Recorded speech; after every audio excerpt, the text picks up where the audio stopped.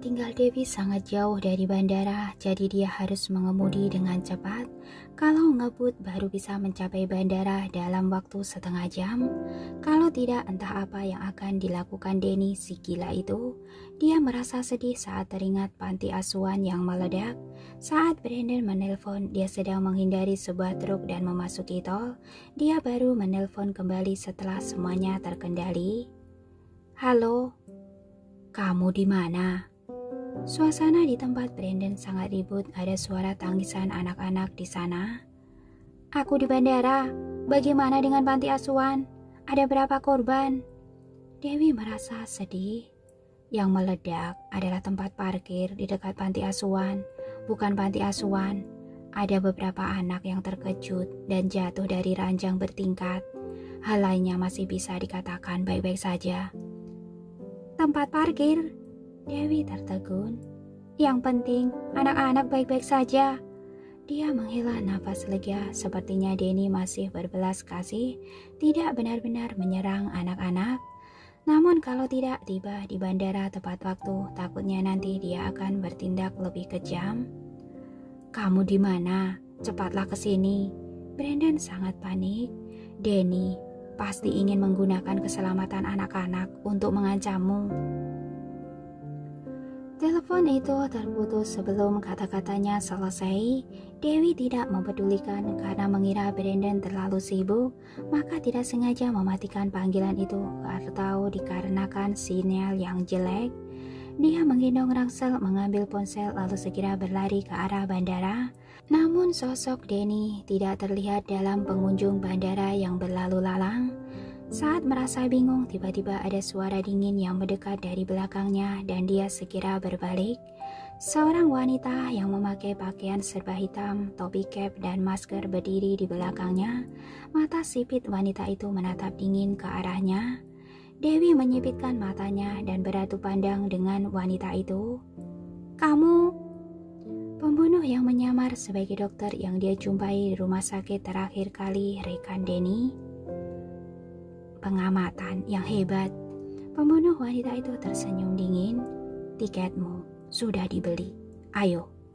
Lalu dia membawa Dewi mengurus prosedur keberangkatan. Mana Denny? Dewi merasa ada yang tidak benar. Dia tidak di bandara. Apa penting? Aku saja sudah cukup. Pembunuh wanita itu mendorong Dewi. Cepat, urus prosedurnya. Ada yang salah. Dewi menatap curiga padanya. Apa kalian berencana mengecohku? Pembunuh wanita itu mengalihkan tatapan matanya sekilas dan Dewi segera mengerti. Ternyata tujuan kalian adalah...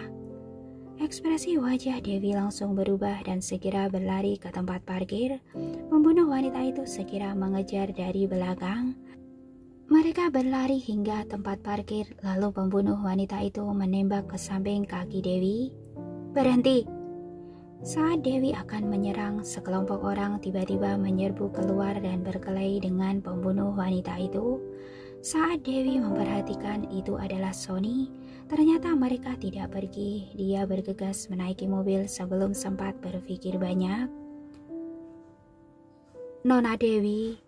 Sony memanggilnya tapi Dewi tidak menoleh dan terus mengemudikan mobilnya dengan cepat. Sony dan anak buah segera menangkap pembunuh wanita itu dan membuatnya pingsan, lalu menyuruh pengawal membawanya. Di saat yang sama Sony membawa dua anak buahnya dan pergi mengejar Dewi. Kak Sony, Kak Jeff, dan yang lainnya masih belum tiba. Apa kita tidak akan kekurangan orang? Kejar dulu, nanti baru dibahas lagi. Baik, Dewi mengemudikan mobilnya ke arah panti asuhan sambil menelpon Brandon, tapi telepon itu tidak tersambung. Lalu dia menelpon petugas panti asuhan juga tidak tersambung. Dia sangat panik dan menginjak pedal gas dengan kuat, bahkan hampir membuat mobil itu terbang. Dewi merasakan firasat buruk. Dia berspekulasi apakah Denny akan membalasnya dengan menggunakan cara yang lebih kejam. Saat sedang berpikir sembarangan, ada sebuah panggilan masuk. Itu adalah Willy. Dewi segera mengangkatnya. Willy. Dewi, apa terjadi sesuatu? Mungkin telah terjadi sesuatu di panti asuhan. Willy, aku sedang bergegas ke sana. Bisakah kamu? Aku segera mengutus orang ke sana. Tanpa menanyakan apapun, Willy langsung menyuruh anak buahnya bergegas ke panti asuhan. Di saat yang sama, dia juga menelpon Mina dan meminta Mina bergegas menemui Dewi. Awalnya Dewi tidak ingin melibatkan Willy, tapi sekarang kondisinya sangat genting. Dia tidak ada cara lain selain meminta bantuan pria itu. Dia mengemudi dengan cepat sepanjang perjalanan dan berharap bisa segera tiba di panti asuhan.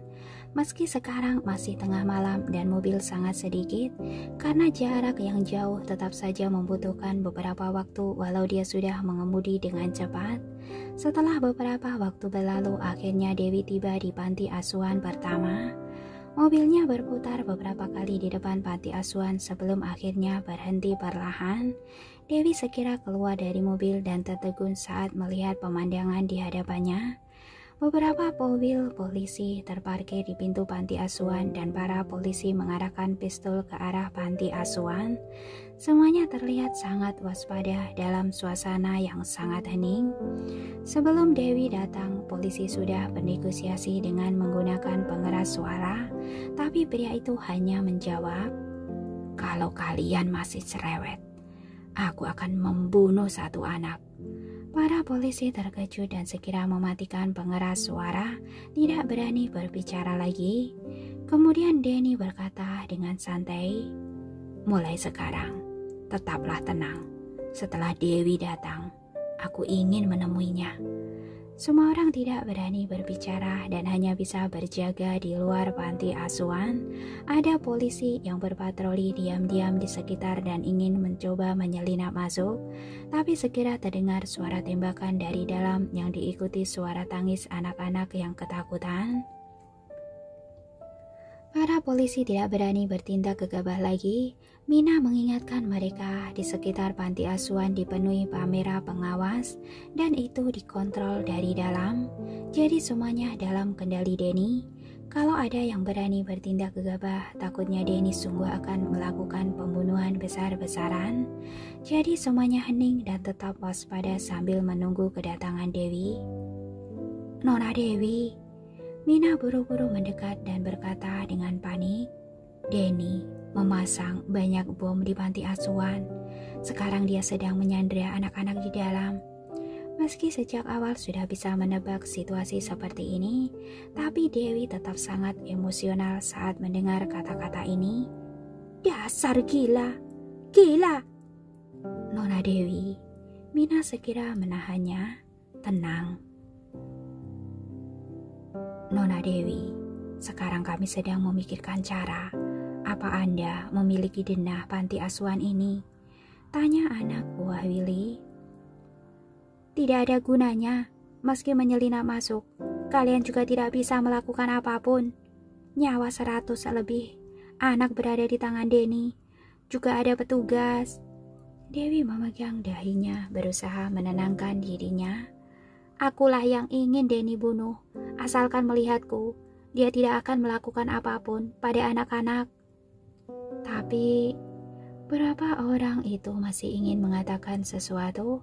Pada saat ini pintu asuhan terbuka. Sebuah suara dingin terdengar dari dalam. "Dewi, akhirnya kamu datang."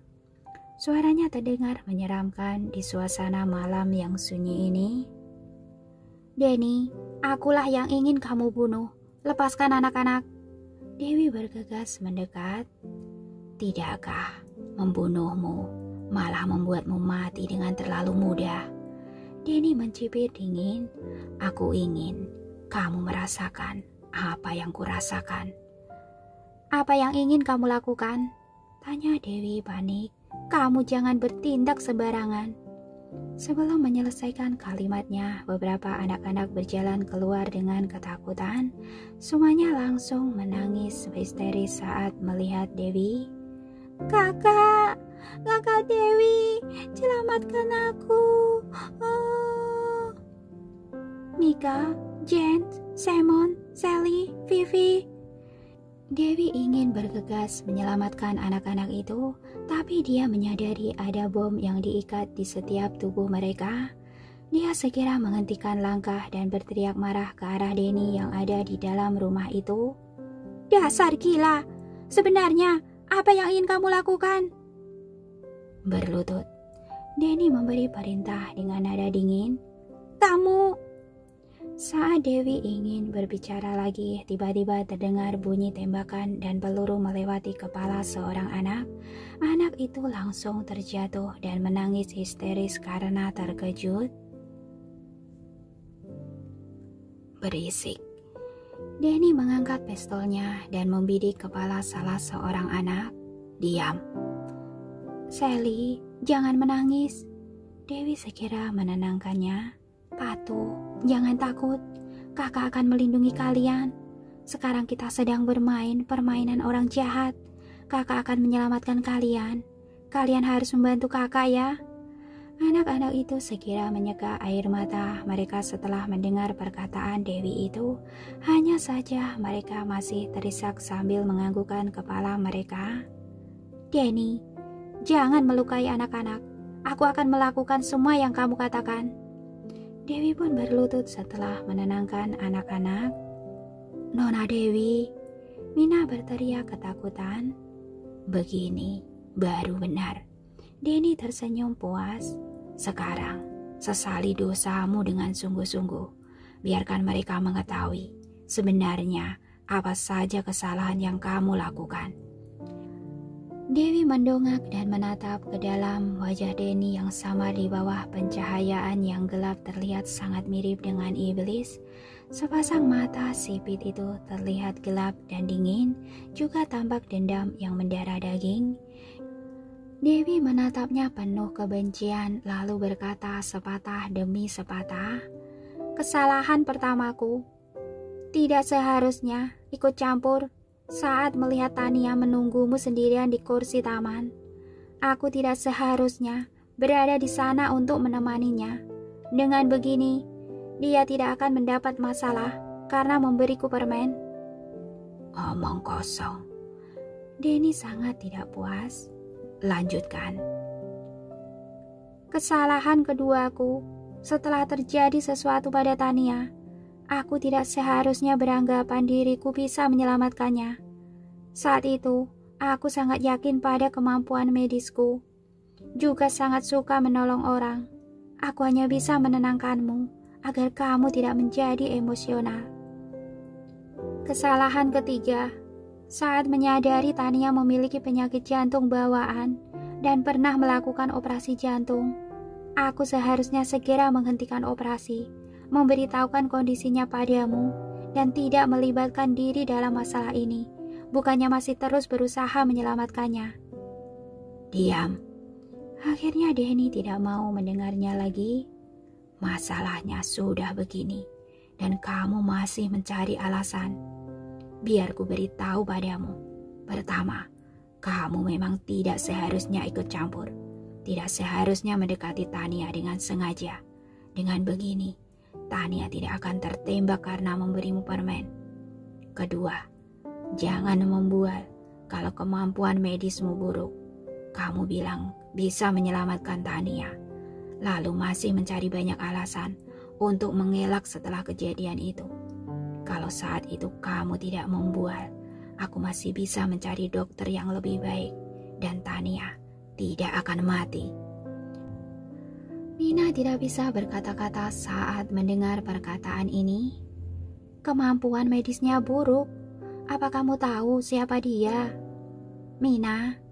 Dewi memotong perkataan Mina, tidak ingin wanita itu membocorkan identitasnya. "Denny, masalahnya sudah begini. Percuma aku mengatakannya, kamu tidak akan mendengarkannya.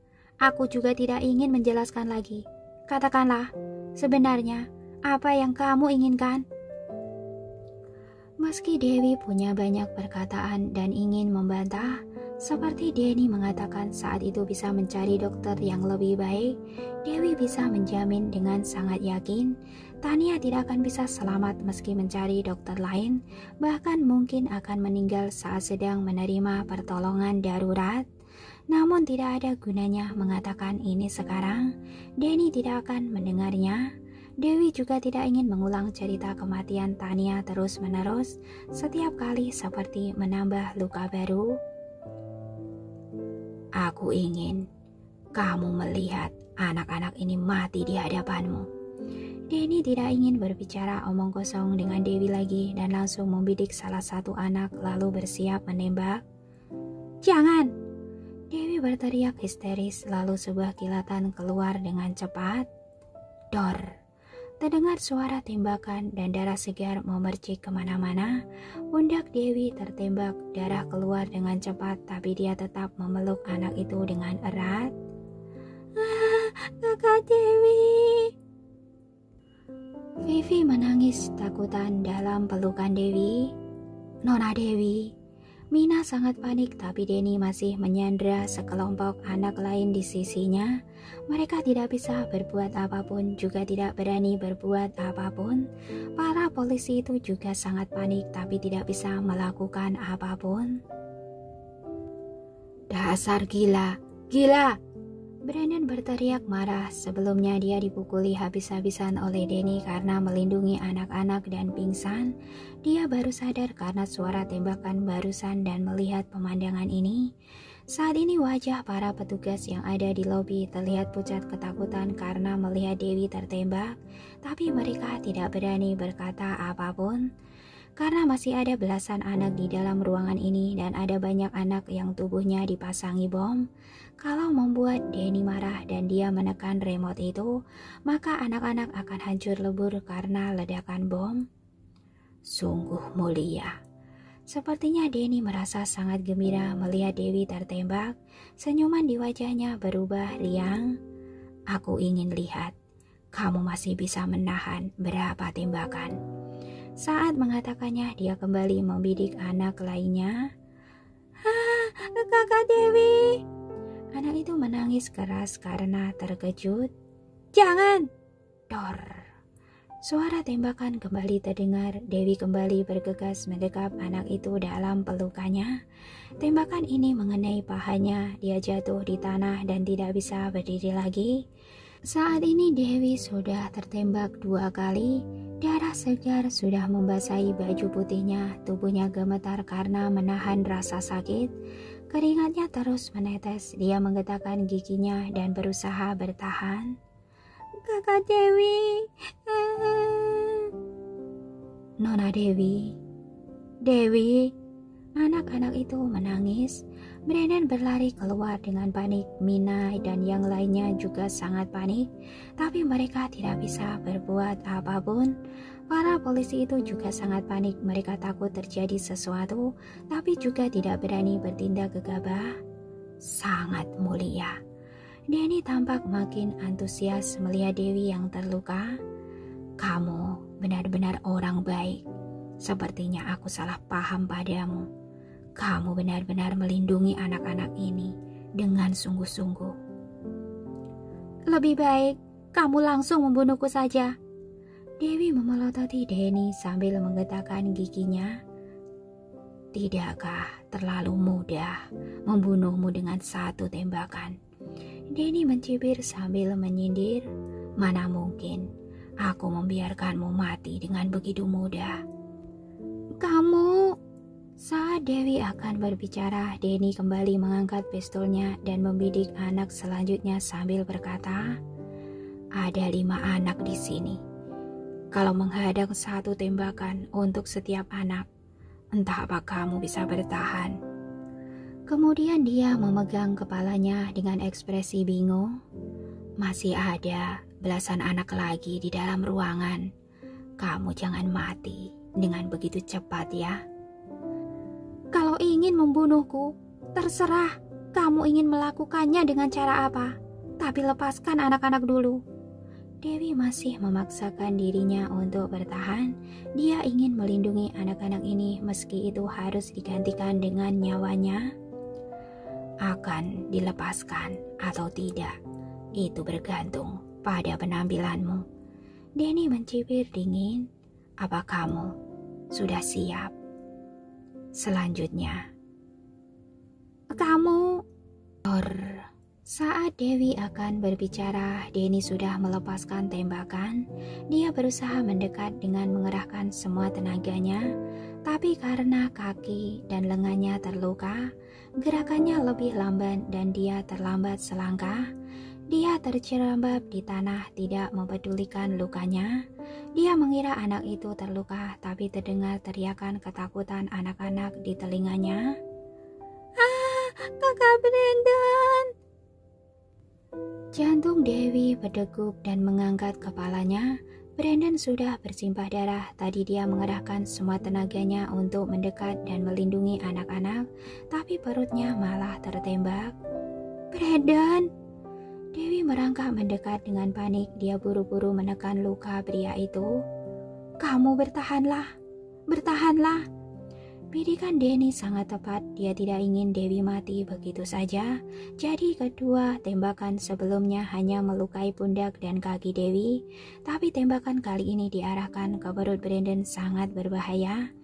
Dewi langsung panik. Dia segera mencari kain kasa dari dalam tas untuk menghentikan pendarahan Brandon. Dan pada saat ini dia tidak sengaja melihat sesuatu. Beneran mesra. Denny makin puas melihat Dewi begitu mempedulikan Brandon. "Sekarang kamu mengerti perasaanku kan? Aku memang ingin membuat orang yang kamu pedulikan mati satu persatu di hadapanmu."